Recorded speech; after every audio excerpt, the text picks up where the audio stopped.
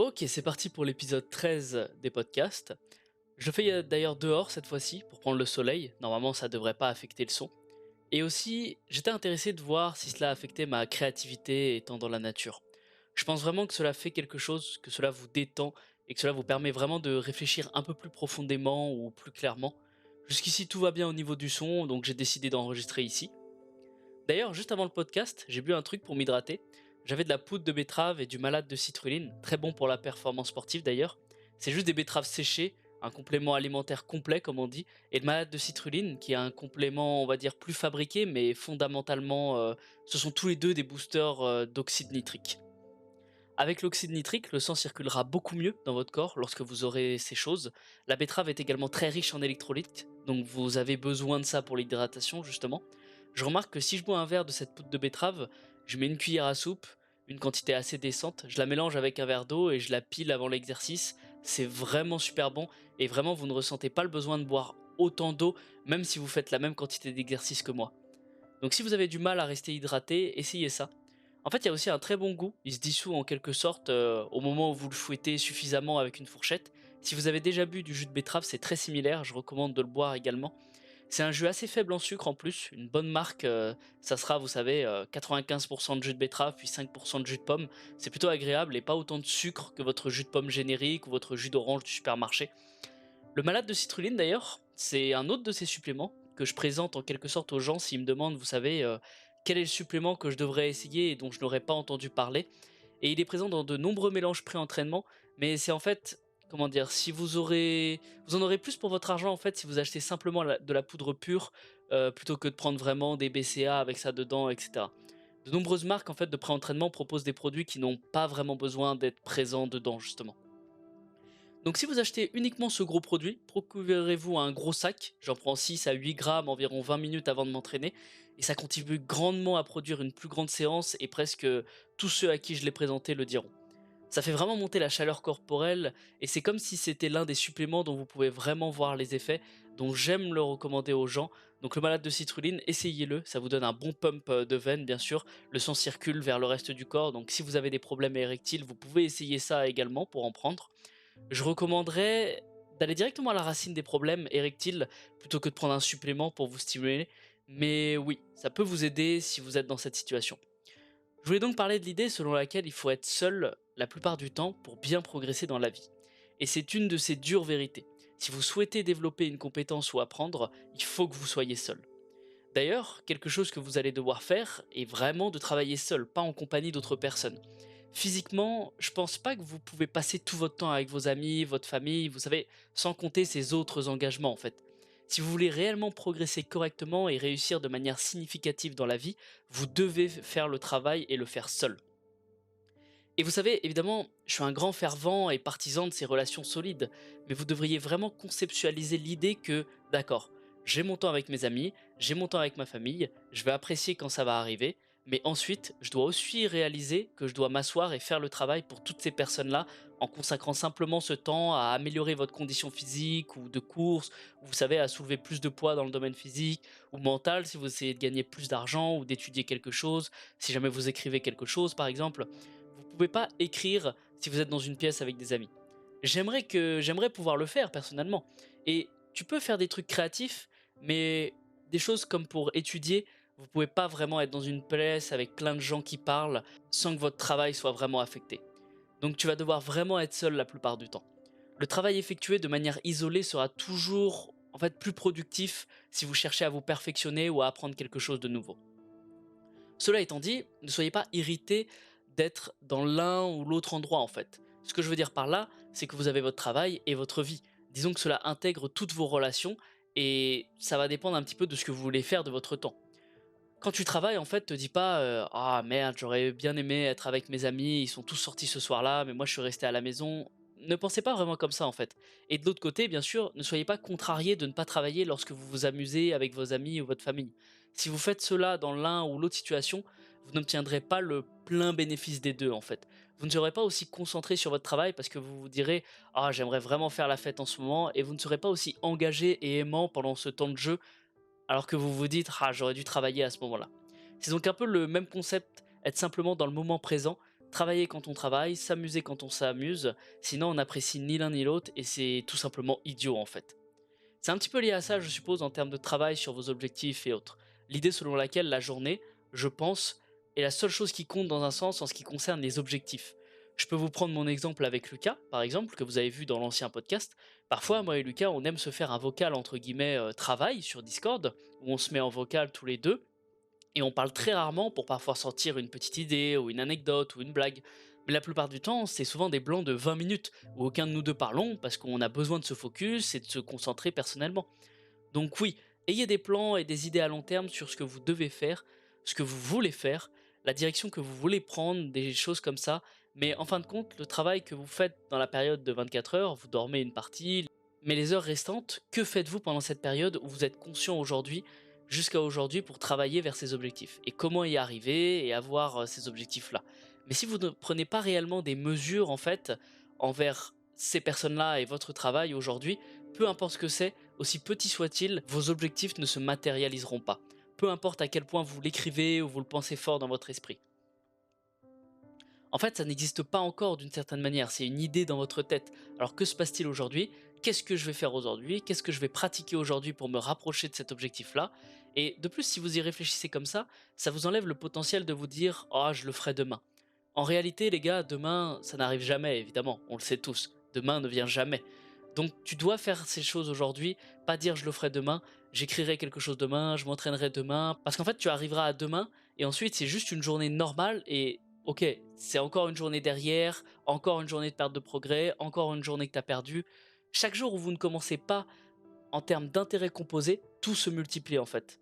Ainsi, chaque journée que vous ne commencez pas n'est qu'une journée de travail que vous devez effectuer plus tard afin d'arriver là où vous voulez être. Alors commencez aujourd'hui, c'est mon point de vue. Vous ne pouvez pas dire «Oh c'est bon, week-end prochain on le fera». Ça ne fonctionne pas vraiment de cette façon. Surtout qu'un des facteurs clés du succès et des opportunités, ou de la chance entre guillemets comme certains disent, c'est le temps. Et plus vous perdez de temps dans votre vie, moins vous allez faire d'erreurs et gagner en expérience, et moins vous aurez d'opportunités. Un jeune de 20 ans chez papa-maman qui se lance dans la finance a de quoi faire des erreurs et avoir des opportunités. Un homme de 35 ans avec un emprunt à rembourser sur sa voiture, sur sa maison, sur ses études, plus sa femme, plus potentiellement un ou des enfants, a malheureusement beaucoup moins d'opportunités et de chances que le jeune de 20 ans. Donc faites attention à ça.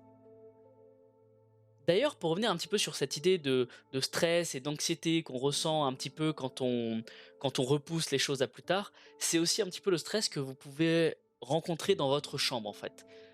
Nettoyer votre chambre aussi, ça aide vraiment à vous endormir.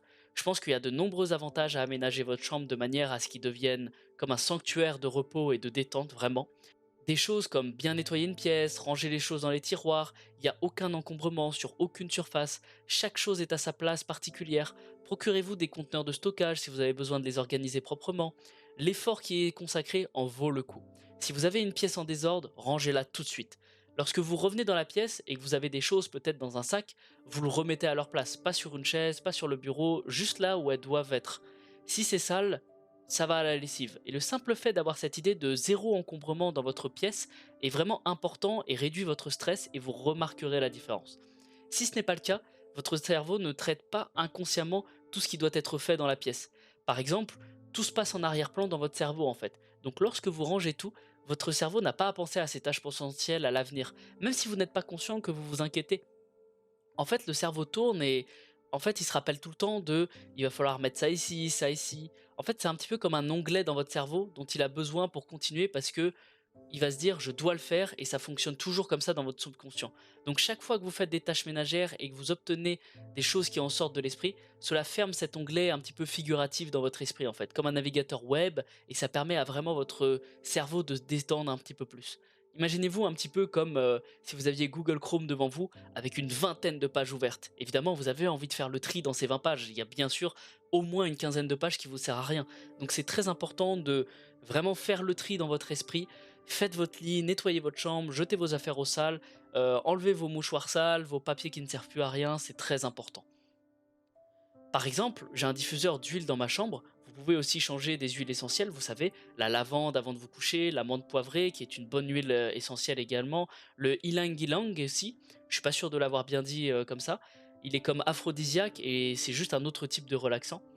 C'est quelque chose que vous pouvez mettre également, les diffuseurs d'huile essentielle, pour rendre l'espace un peu plus chaud et on va dire un petit peu plus cosy, si je peux dire ça comme ça. Une lampe à sel, des bougies, je vous conseille aussi vraiment une lumière vraiment douce quelques heures avant de se coucher. Quelques heures avant de vous coucher, en fait, vous ne voulez pas avoir des néons agressifs, mais avoir des bougies, des lampes à sel et ce genre de choses très sombres excite vraiment votre cerveau. Il arrête de penser inconsciemment que c'est le jour, car c'est à ça que pense votre cerveau lorsqu'il reçoit cette longueur d'onde bleue de la lumière de la salle de bain ou de votre chambre. Vous allez vous sentir beaucoup plus fatigué avant de vous coucher et vous savez, votre sommeil sera beaucoup plus profond grâce à ça, parce qu'il faudrait évidemment éliminer le téléphone et le PC pour se débarrasser de ces lumières électroniques. Mais évidemment, on peut pas tous. J'essaie généralement de le faire, vous savez, genre pendant 1 heure et demie avant de me coucher. Je range mon téléphone, j'éteins mon ordinateur, je le mets en mode avion, et puis le reste de ma nuit, je touche pas à la technologie et je trouve que ça aide vraiment. Vous ne vous inquiétez pas des réseaux sociaux, vous savez peut-être que vous êtes disputé avec quelqu'un sur Twitter ou sur Instagram, ça nous arrive tous, mais vous ne voulez pas que ce soit présent dans votre cerveau avant d'essayer de vous endormir. Vous voulez être détendu, ne pas vous soucier de ces choses de la journée. C'est donc un excellent moyen de réduire cette lumière électronique en fait. Donc rangez vos affaires pendant 1 heure, voire vraiment 2 heures avant de vous coucher.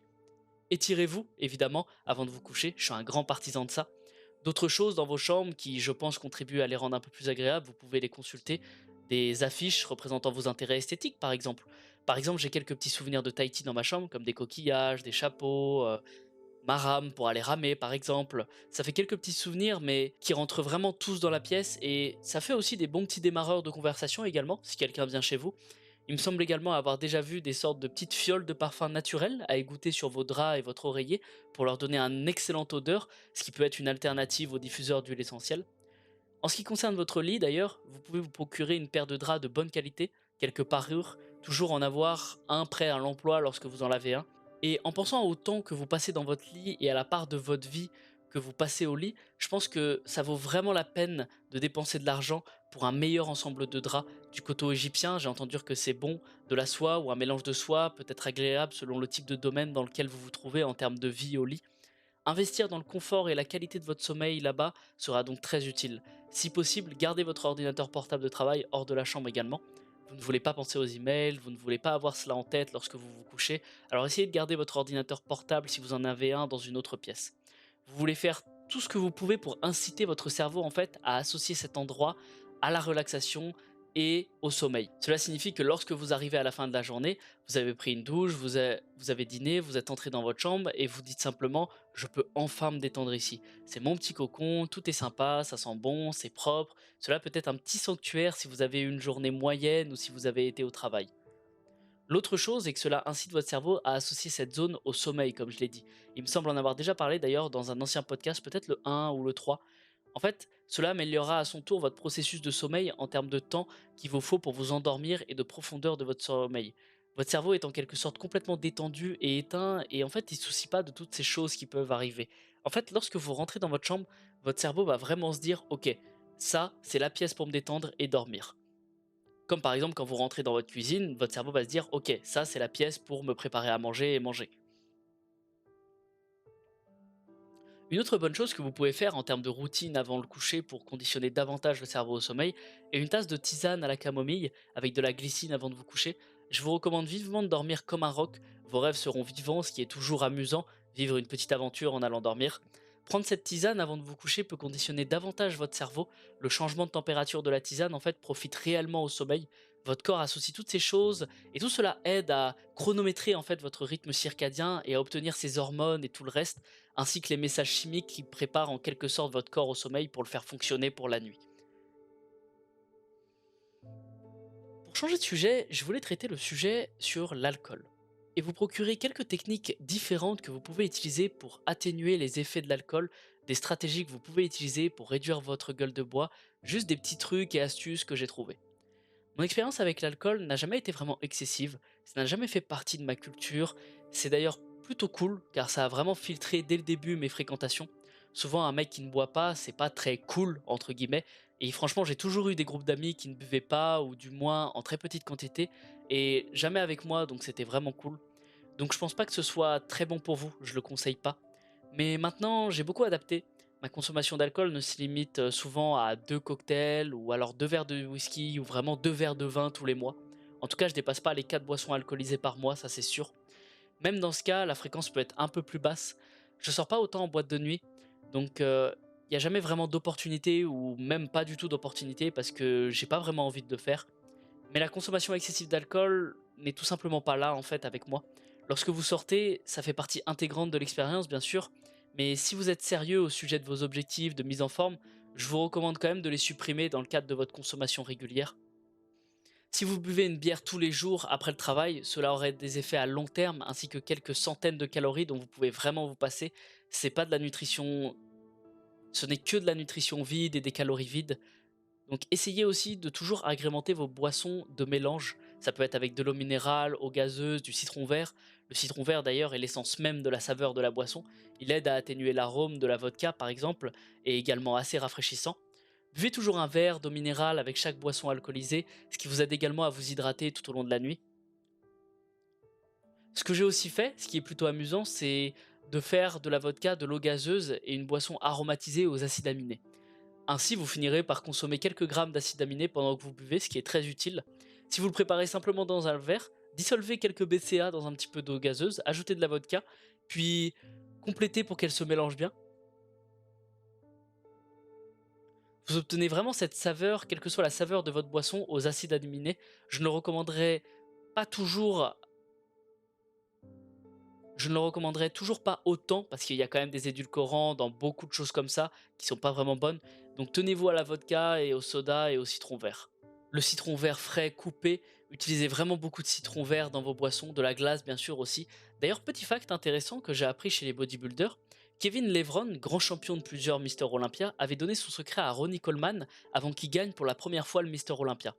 En fait, Kevin l'a incité à boire un verre de vodka qu'il appelait l'alcool de la veille afin de déshydrater complètement le corps de Ronnie une dernière fois, ce qui lui a permis d'avoir un tout petit meilleur physique que le reste et de gagner son premier titre. Donc c'est assez drôle de voir que même chez les bodybuilders, il y a quand même cet aspect de l'alcool peut quand même servir à quelque chose. D'ailleurs, ne buvez bien sûr pas de la vodka dans de l'eau tonique. L'eau tonique contient en réalité autant de sucre qu'une boisson gazeuse ordinaire. Beaucoup de gens ne le savent pas, pensent que ça leur permet de boire sainement, surtout quand ils boivent du gin tonic, parce que c'est pas comme si ça avait un goût sucré en tant que tel, mais allez vérifier les informations nutritionnelles derrière la bouteille, je vous assure que si. Donc n'utilisez pas d'eau tonique, utilisez de l'eau gazeuse, sans sucre, sans calories. Quand je dois me préparer à boire le soir, je saute généralement le petit-déj, donc je jeûne, je prends un café avec un petit fruit, jamais de café à vide, hein, bien sûr. Peut-être que si je vais dîner dehors, les calories de l'alcool et tout ça, je vais juste sauter le petit-déj et tu te sens un petit peu plus léger justement. Donc lorsque vous venez de boire également, vous devenez toujours un petit peu ivre par la boisson lorsque vous buvez, mais n'oubliez pas que vous n'avez pas besoin de boire autant pour vivre vraiment la même expérience. Si vous obtenez une poudre d'électrolyte de bonne qualité, vous pouvez vous hydrater beaucoup plus efficacement que simplement de boire de l'eau. C'est la raison pour laquelle les gens boivent du Gatorade. Pour avoir une moins grosse gueule de bois, bien sûr, au réveil, prenez un repas salé. Vous l'aurez deviné, mes préférences sont généralement les œufs brouillés, le sel marin, le beurre, les toasts au levain. Je les mangerai en général à mon réveil. Beaucoup de sel aussi, pour vous aider à reconstituer vos électrolytes. Je recommande de toute façon à tous les sportifs d'augmenter votre consommation de sel. Une douche pour s'hydrater avant de se coucher, une douche pour s'hydrater le matin également. Vous allez absorber une grande partie de l'eau sur toute votre peau. Tout le monde se sent mieux après une bonne douche chaude. Tu es propre, tu dors mieux. Assurez-vous de ne pas être trop ivre pour prendre une douche et prenez soin de vous avant de vous recoucher. Ce que je ferais aussi, ce serait vraiment de prendre des apéritifs. Ça aide vraiment à réduire les dépenses et à boire beaucoup moins, je trouve. Ça vous permet juste de prendre un petit verre avec quelques cacahuètes et de vous arrêter là. Mais bien sûr, si après vous vous déplacez en club et que vous continuez à boire encore, ne prenez pas de verre après minuit, ça en vaut jamais vraiment la peine. Et surtout, ne buvez que lorsque vous pouvez vraiment dormir suffisamment après. L'un des plus gros problèmes où vous vous sentez comme de la merde, c'est parce que vous dormez au maximum 6 heures après avoir bu, et en plus derrière, souvent, vous buvez pas de l'eau correctement. Donc faites vraiment attention à ça. L'autre chose que je veux commenter est l'anxiété que procure l'alcool. Je sais pas si tout le monde est conscient de ça, je sais que certaines personnes ne le sont pas, même si elles l'ont peut-être ressenti. L'alcool vous donne en fait de l'anxiété pendant plusieurs jours après avoir bu. De toute façon, la consommation d'alcool excessive vient toujours d'un mal-être de base. Je vois toujours les gens qui me disent que sans alcool, la soirée n'est pas fun, mais au final, pourquoi elle le serait pas en fait? Souvent, après une grosse soirée, pas souvent, mais parfois, je me sens inhabituellement anxieux et je panique un peu dans ma tête. Je ressens toujours ces sentiments d'anxiété que je ne ressens personnellement pas vraiment en raison de la façon dont je gère mon stress avec de l'exercice, des étirements, des choses pour réduire mon anxiété au réveil, etc. Alors quand ça apparaît comme ça, je le remarque vraiment. Donc si vous êtes une personne anxieuse, ne buvez pas aussi, ça va empirer vraiment les choses. Il y a beaucoup d'inconvénients à l'alcool en fait, mais dans certaines situations, je peux concevoir que c'est marrant. C'est amusant de prendre quelques verres avec de bons amis qu'on n'a pas vus depuis longtemps. En fait, si vous avez suivi tous mes conseils depuis le début de mes podcasts et que vous avez appris à vous discipliner, à mieux manger, à gérer votre sommeil et votre stress, ne vous flagellez pas parce que vous avez bu 5 verres pendant une soirée alors que Marelios vous a dit que c'est mal. Par exemple, lorsque vous êtes en vacances avec vos meilleurs amis en Europe, en Croatie, sur la plage pour faire la fête, vous allez probablement prendre quelques verres et vous devriez simplement en profiter, je pense. Essayez d'atténuer, vous savez, les dommages causés à votre corps à l'hydratation, mais profitez-en aussi. Parce que voilà, tout simplement, ça peut arriver parfois et c'est très amusant, mais ne faites pas ça souvent quand même. C'est là que les choses deviennent tendues et se polluent. Donc faites-le avec modération. La quantité d'alcool que je bois, ça va pas vous tuer. Cela va pas complètement gâcher votre vie, votre corps. Si vous buvez 2 3 verres de rouge toutes les quelques semaines et que vous n'avez qu'un samedi soir, un vendredi soir, quelques verres de rouge, un bon dîner, ça va toujours bien vous détendre. Non pas que vous ayez besoin d'alcool pour vous détendre, mais c'est une sensation unique et elle peut être intégrée de cette manière avec respect, avec conscience. En fait, vous ne buvez pas pour vous débarrasser des mauvais sentiments que vous ressentez.